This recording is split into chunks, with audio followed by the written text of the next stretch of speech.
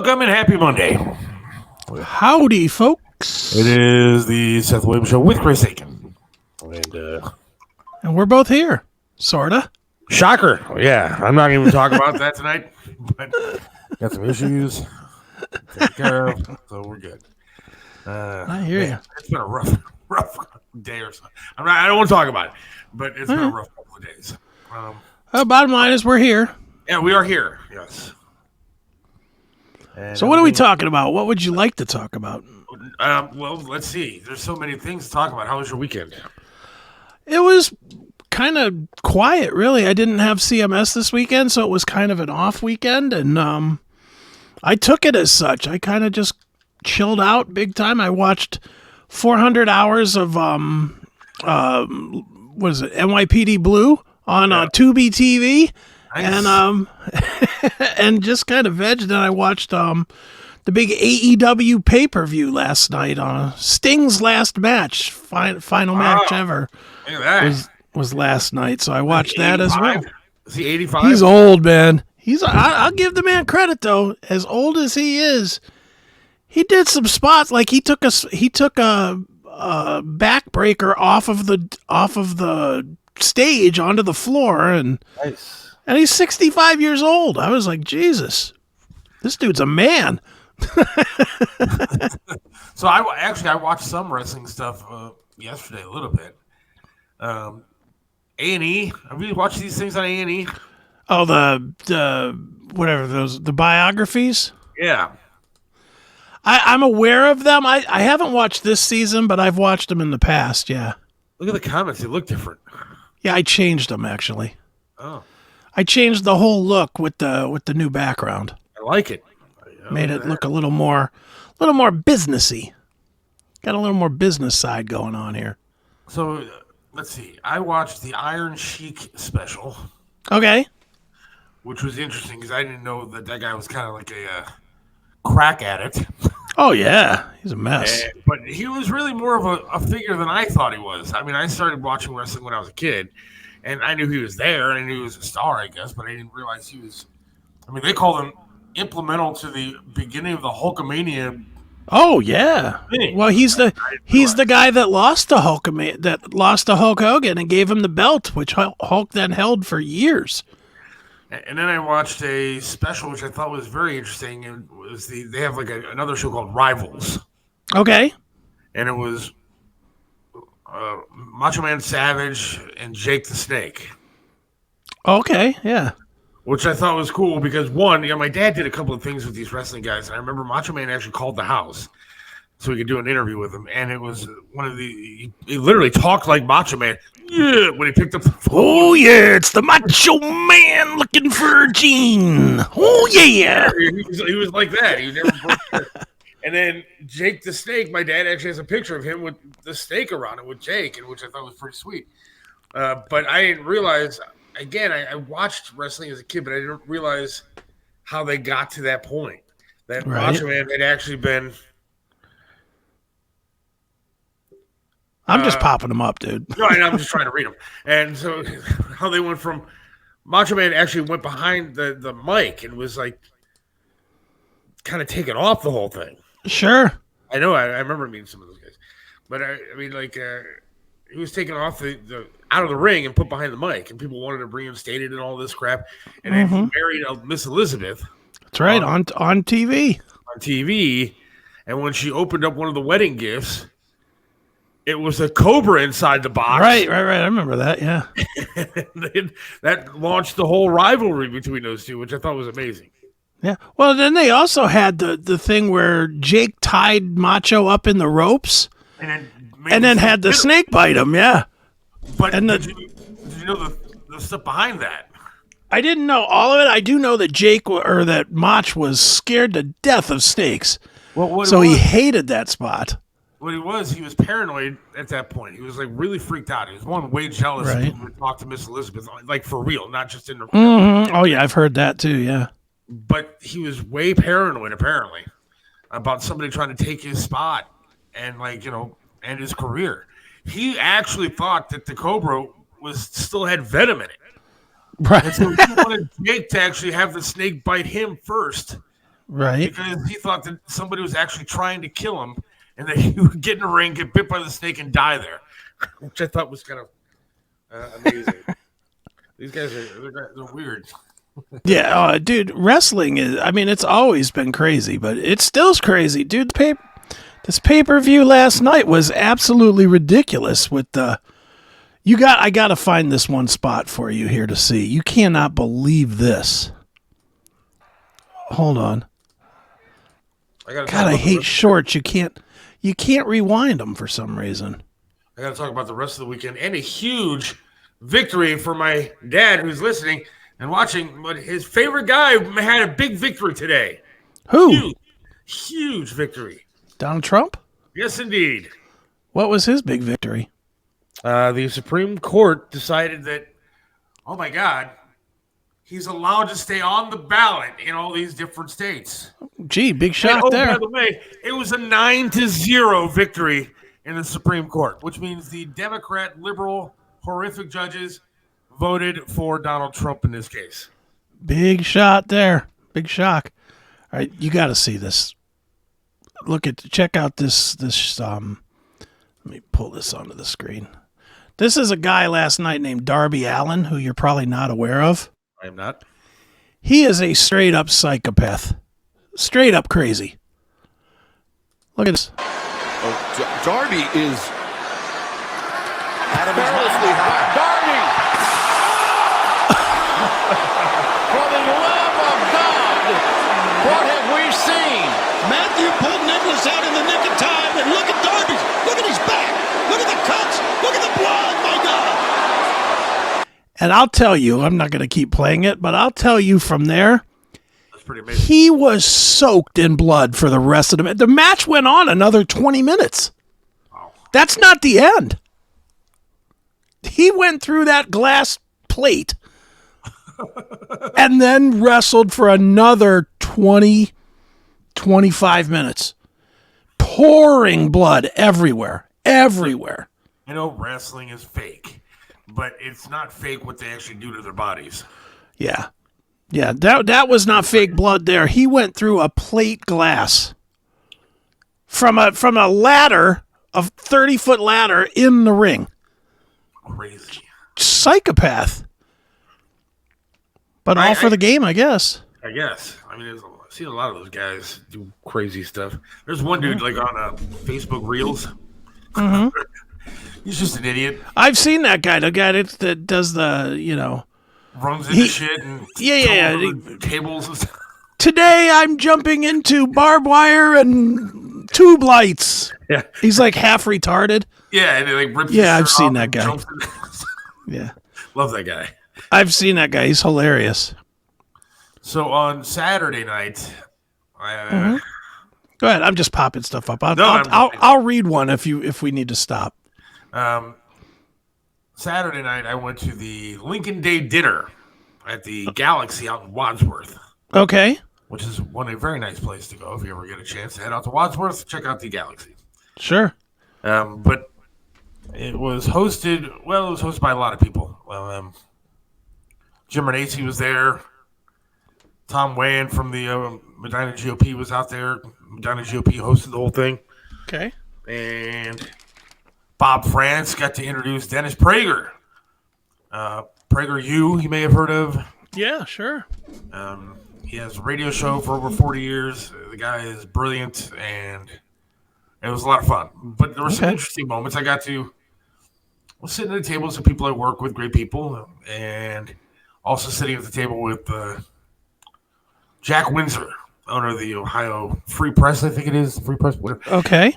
And he also did a lot of filling in for Bruce Hooligan on Columbus radio down there for a while. And he's a very interesting guy, very interesting, cool guy. Look for him. He's gonna be doing some good stuff for the Republican Party, so that's gonna be happening soon. So look for Jack Windsor. But got to hang out with Secretary of State Frank LaRose, which was cool. Wow. I was hobnobbing, man. Got to hang out with or talk to for a little while the man running for Senate as well, Matt Dolan. Okay. Of the Dolans who own the Guardians. Wow. He was there, and then I felt really bad for him because Prager, I don't know if he knew that Matt Dolan was there, or didn't know who he was, or what he did, or that he was involved with the Guardians, his family, whatever. But he just decided to go off on the Guardians for a good 20 minutes of his speech, saying that ownership is ridiculous. How could they bow to this nonsense and change the name from the Indians? He's like, there's not one Indian out there that's offended by the name Guardians. He's like, this whole team, the whole thing was stupid to change the name. How dare they do this to the city? I mean, it was literally 20 minutes of just railing. Hey, maybe they needed to hear that. So the most uncomfortable person at that dinner had to be Mr. Matt Dolan. I feel bad, but he's having a meeting tomorrow with Bob France actually to come talk about coming on the show. So excited about that. Very cool, man. But it was cool hanging out with the richest of the bunch. There was one guy there though, man, and I don't know if I should even say it, but he was a bigger, older dude. Mm-hmm. And he was there with the most, and I'm not talking about me. He was there with the most ridiculously, her dress was looked like a Spider-Man suit, dude. It was so tight. It was like skin. And every guy that's there was like, hey. Hey, what's up? Good for him, but it was a sight. That's funny. But it was a fun time. They served a nice dinner. There was like chicken cordon bleu and potatoes. Nice. And stuff. It was tasty. It was a fun time had by all. So I got to thank everybody, including Tom Wayne, for giving me a ticket out there. Oh yeah, dude. Speaking of Bob, I saw pictures of Bob with our friend Ryan. Ryan, I just have him Ryan Phillips, the slap fighter. I have him labeled in my phone as Slap Guy Ryan. Yeah, I saw. Did Bob slap him? Well, if you look at the pictures, it looks like he slapped him. So I said, Bob. I was gonna say I saw the photo and I was like, what? I was like, you got to hit it, and he's like, no. He's like, because then if I didn't take a shot back, I would have been like the biggest wuss ever. And I'm not gonna take a hit from that guy. He'll take one and he'll be knocked the fuck out. Dude, anybody would. If you're not into that business, you're going to take a shot from that dude and be laid out for a while. Dude, I saw some video of him. He was at the Arnold Classic this weekend. Ryan was for like some kind of bodybuilding thing, and he was down there, probably representing Power Slap or whatever.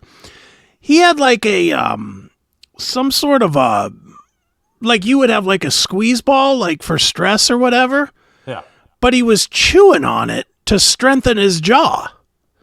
And he said he drove while chewing on this ball for like 2 hours. Wow. Chew it just to strengthen his jaw.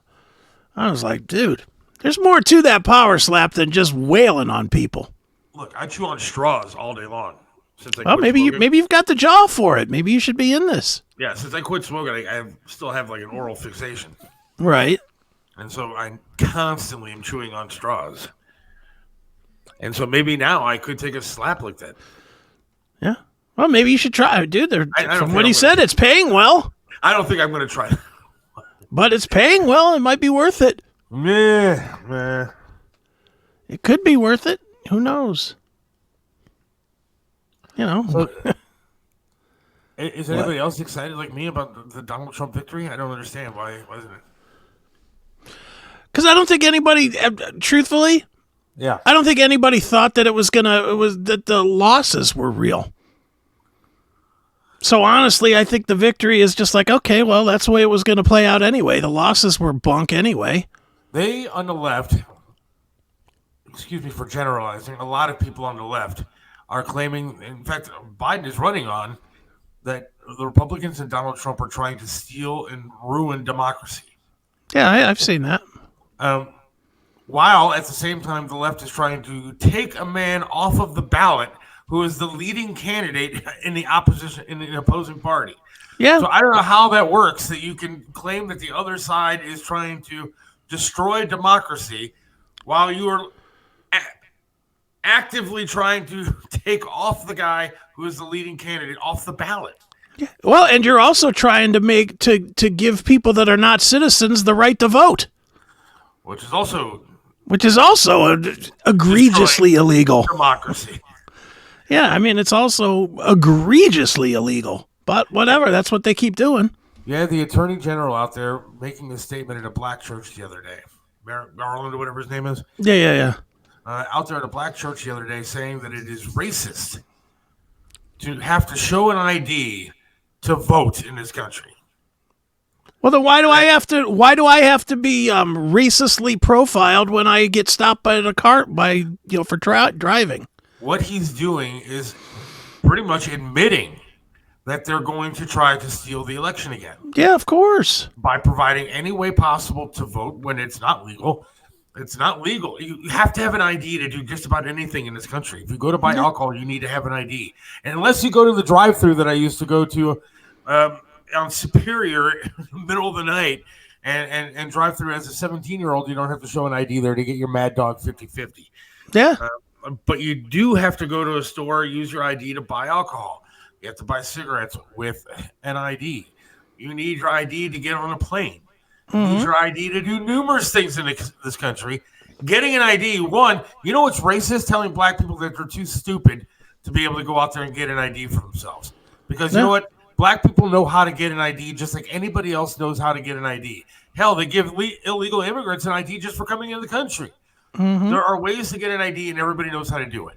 And just because you're black doesn't mean you're too stupid to go out there and get your own ID. But that's the way these politicians on the left are treating people like that. That's how they're treating black people. They're treating them like they're stupid, and they can't go out there and get an ID for themselves. Well, they do it on every issue that they say is racist. It's just saying, well, you're not smart enough, black guys, to handle that. The same with I saw in Chicago they canceled the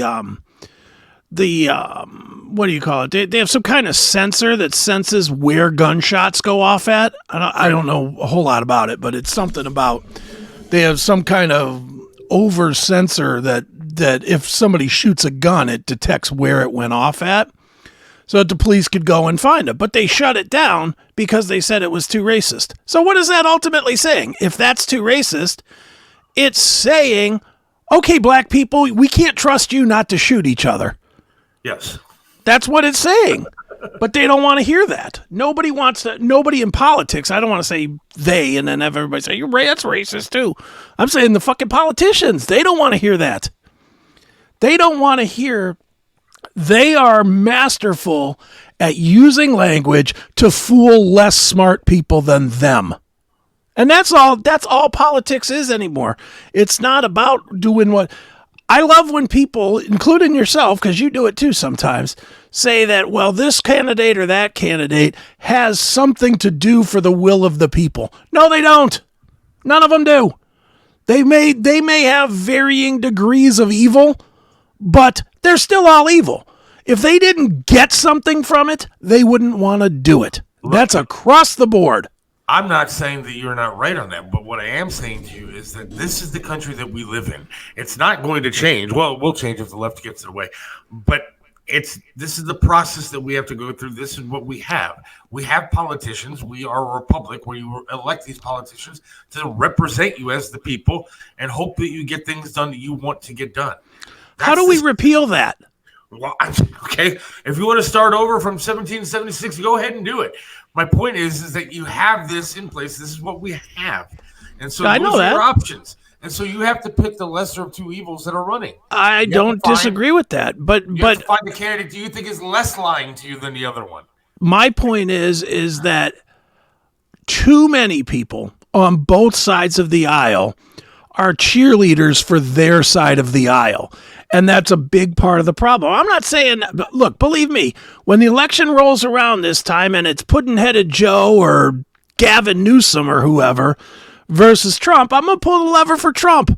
Not because I like Trump. I'm not necessarily a big lover of Trump. I do like his policies more than... If my choices are to go back to where we were in 2016 to 19 or to go to what California is today, it's a no-brainer. I'm not voting for Newsom. No chance. I can't do that. And I can't vote for Biden, who's an idiot, who's just a semi-retarded idiot.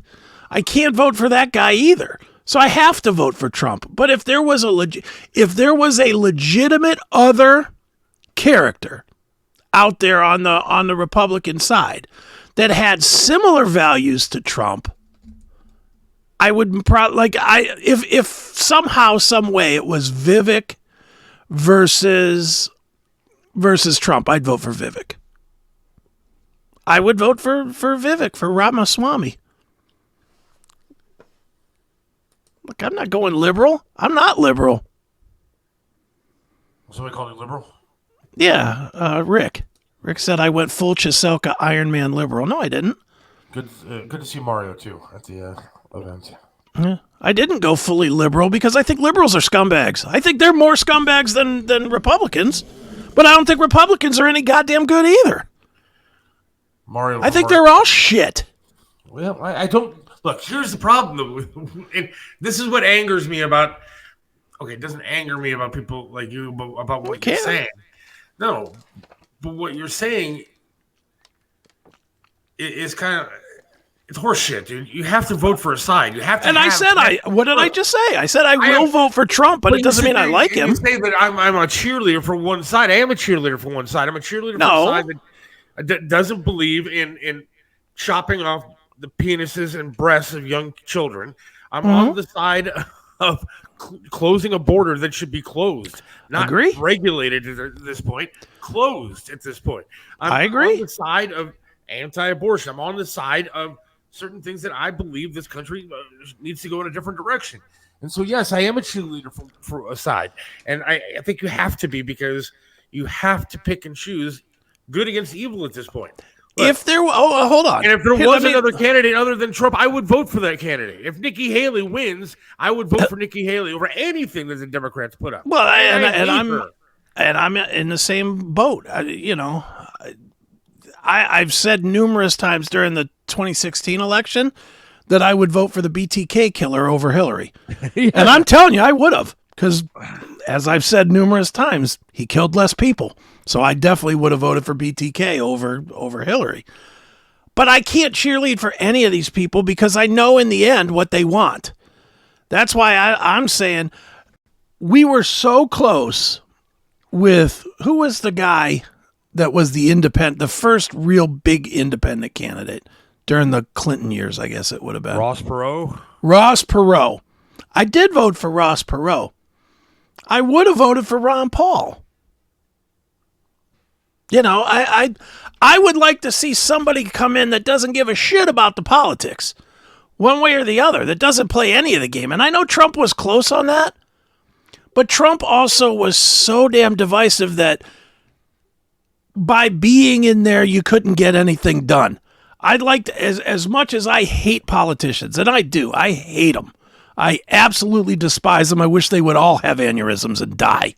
That's how much I hate politicians of all levels.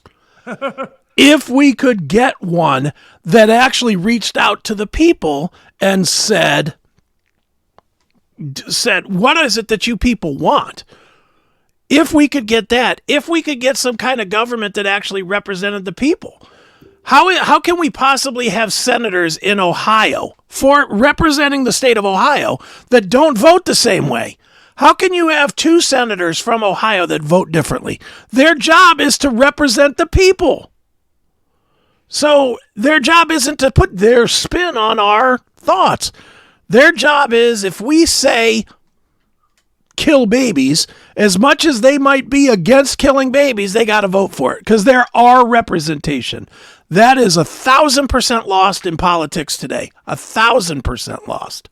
They don't represent us anymore. So where you're saying this is the system we have, this is this is that, that's like saying I got a car outside that has no tires on it, but I'm going to try and drive it anyway because that's the car I have. Okay, but the difference is you can go buy another car. You can't change this system. It's not going to change.